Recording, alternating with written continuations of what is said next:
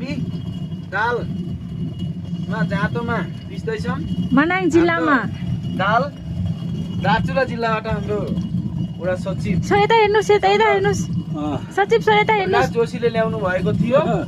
यो दाललाई हामीले अलि राम्रो तरिकाले खाम्ला भनेर पकाउन लागेका छौँ। गाउँमा सुलभ सहज तरिकाले पाइने।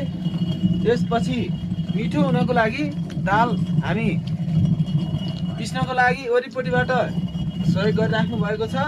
मैले जाँतो घुमाइराखेको छु। हाम्रो गोपाल दाईको घरमा विशेष गरी अब सागनको मम्मीले हामीलाई धेरै माया गर्नुहुन्छ। त्यो भएको कारणले हामीहरू सागनको घरमा आएर जाँतोमा दाल पिस्दैछु। अनि हाम्रो भिडियोको लागि तैनात हुनुभएको छ हाम्रो धेरै धेरै पूर्वको हाम्रो कोशी प्रदेशको हाम्रो सिस्टर तबसुम खातुनले भिडियोग्राफ गरिराख्नु भएको छ। म धेरै उत्तरी प्रदेश पश्चिमाको जिल्लाको नरपथा चौलागाईले जाँतो पिस्दैछ।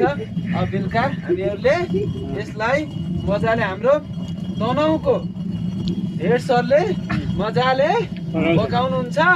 त्यसपछि हामी खाने हो। अनि सबै मिलेर ल बाई बाई। बाई।